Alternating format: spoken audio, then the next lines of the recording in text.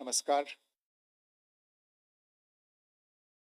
Meeting में शामिल होने के लिए आप सभी का धन्यवाद।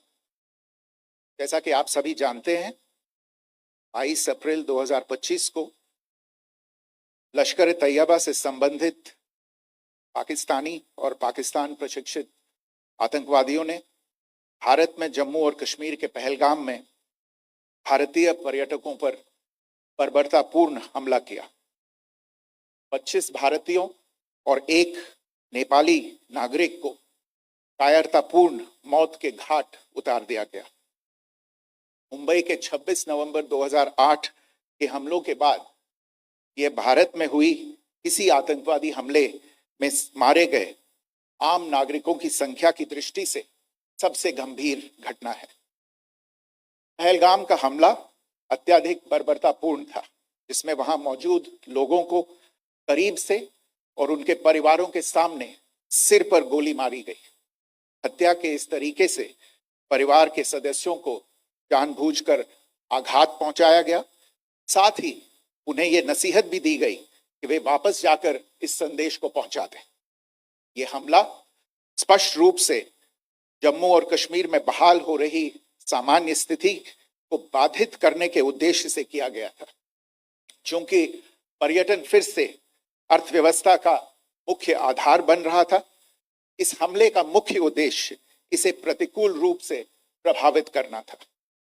पिछले वर्ष आप सभी जानते हैं, 2.25 करोड़ से अधिक पर्यटक कश्मीर आए थे।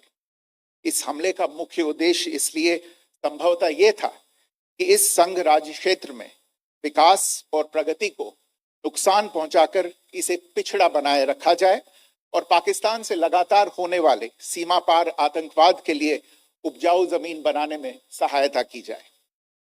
हमले का यह तरीका जम्मू और कश्मीर और शेष राष्ट्र दोनों में सांप्रदायिक दंगे भड़काने के उद्देश्य से भी प्रेरित था। इसका श्रेय सरकार और भारत के सभी नागरिकों को दिया जाना चाहिए कि इन प्रयासों को विफल कर दिया गया। एक समूह ने खुद को रेजिस्टेंस फ्रंट टीआरएफ कहते हुए इस हमले की जिम्मेदारी ली है। यह समूह संयुक्त राष्ट्र द्वारा प्रतिबंधित पाकिस्तानी आतंकवादी समूह लश्कर तैयबा से जुड़ा हुआ है। यह उल्लेखनीय है कि भारत ने मई और नवंबर 2024 में संयुक्त राष्ट्र की 1267 कमेटी की सैंक्शंस मॉनिटरिंग टीम को अर्धवार्षिक रिपोर्ट प्रस्तुत की थी, जिसमें टीआरएफ के बारे में साफ इनपुट दिए गए थे। इससे पाकिस्तान स्थित आतंकवादी समूहों के लिए कवर के रूप में टीआरएफ की भूमिका सामने आई थी। इससे पहले भी दिसंबर 2023 में भारत ने इस टीम को लश्कर ए तैयबा और जैश ए मोहम्मद के बारे में सूचित किया था, जो टीआरएफ जैसे छोटे आतंकवादी समूहों के माध्यम से अपनी गतिविधियों को संचालित कर रहे हैं।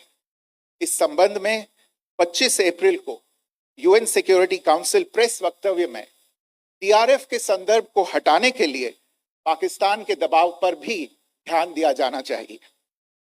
पहलगाम आतंकवादी हमले की जांच से पाकिस्तान के साथ आतंकवादियों के संपर्क उजागर हुए हैं।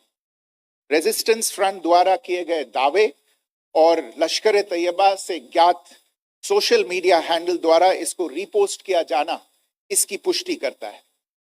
चश्मदीद गवाहों और विभिन्न जांच एजेंसियों को उपलब्ध अन्य सूचनाओं के आधार पर हमलावरों की पहचान भी हुई है।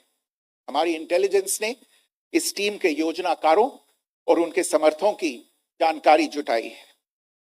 इस हमले की रूपरेखा भारत में सीमा पार आतंकवाद को अंजाम देने के पाकिस्तान के लंबे ट्रैक रिकॉर्ड से भी जुड़ी हुई है, जिसके लिखित और स्पष्ट दस्तावेज उपलब्ध हैं।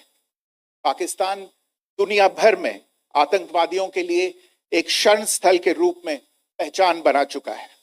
यहाँ अंतर्राष्ट्रीय स्तर पर प्रतिबंधित आतंकवादी सजा पाने से बचे रहते हैं।